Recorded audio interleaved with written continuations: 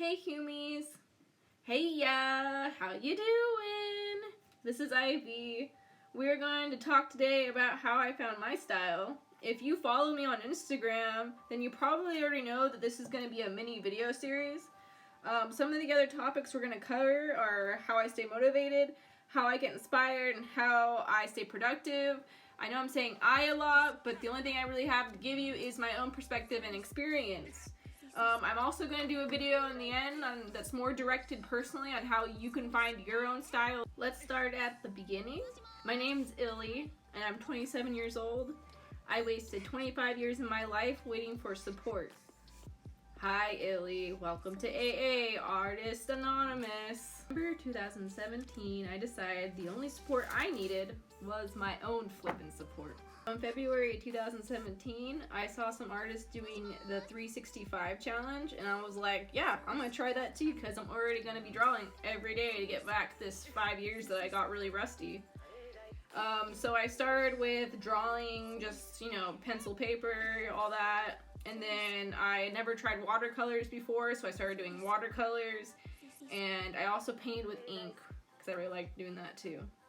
If you want a visual idea of the process of me doing this, a good place to look would be my sketchbook tours. There's only 2 of them.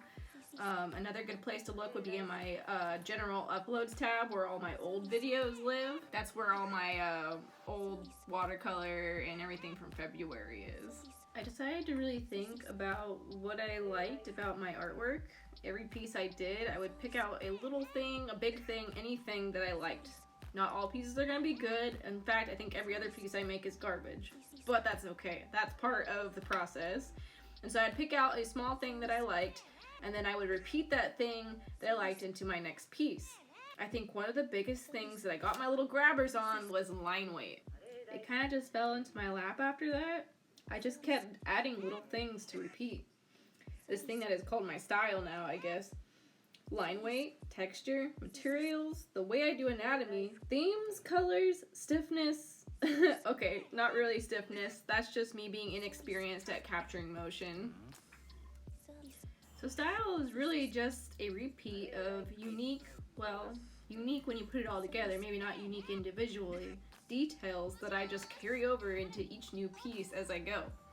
Recently, I decided I would reintroduce chalk into my artwork, as well as varnish. These are things that I'm familiar with, but I haven't used since before that 5-year mark. So, because my style is still developing, there is no finish line for art, as in not a race, as in no finish line, as in no end to improvement. Before this speed paint, I was too comfortable with just acetate, gouache, and colored pencil. Comfortable means time for improvement or challenge. I've also added some more things recently to my style. For example, blank eyes. Always liked them. Kind of like an old statue, just kind of blink. Let your imagination put, where they're looking to. My sister actually is the one that encouraged me to try it. So, thanks. So, back to my first sketchbook tour video I mentioned.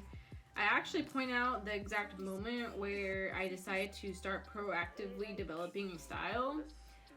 Styles aren't important at all. You don't need a style. But if you want one, then this video is for you. Because I don't think there's any reason why wanting one should be a bad thing either. Nothing has to be a bad thing. If it makes you happy, do it. Well, as long as you're not, hurting people. Because here's the kicker. You need to take bad out of your vocabulary. I say garbage art, but I'm just joking. Complete joke. I'm vain as heck. Replace the word with inexperienced. So say inexperienced instead of bad.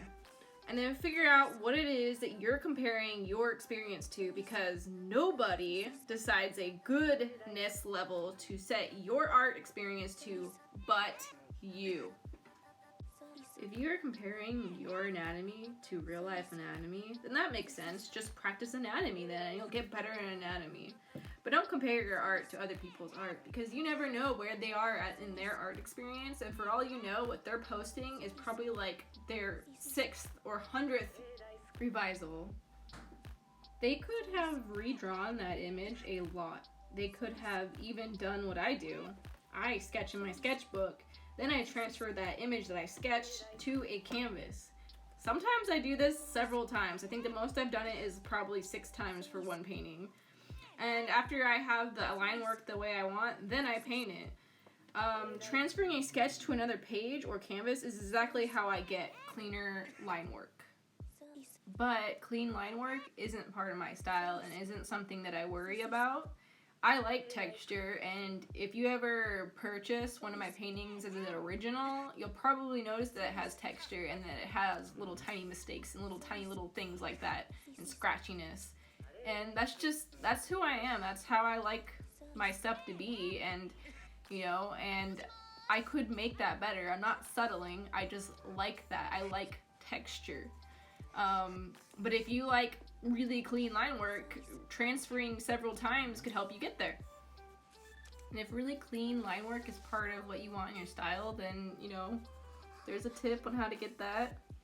I was expecting to have a lot more to say for this, and maybe I will make a part 2 to this specific video, but with that all said, enjoy the speed paint. It's really long because I thought I was gonna take a lot longer to say all this. So stay positive. Don't beat yourself up when you don't like a piece that you made. Not every piece is gonna be good. There is a good thing about every piece though. Every piece is part of the process of getting better and figuring out what you want in your artwork.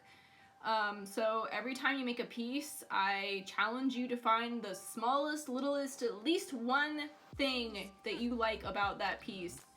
I challenge you to do that, even if it's just the way you drew someone's elbow or the tear ducts of their eye. You can do this. So stay positive, keep making art, and feel free to comment below if you have questions or just want some support, because I have plenty to go around.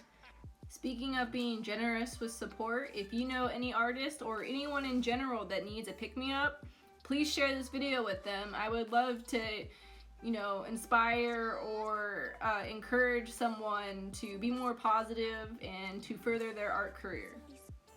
Alright, have a good day. Thank you for joining me. I hope to see you in the next small video of this series. Bye!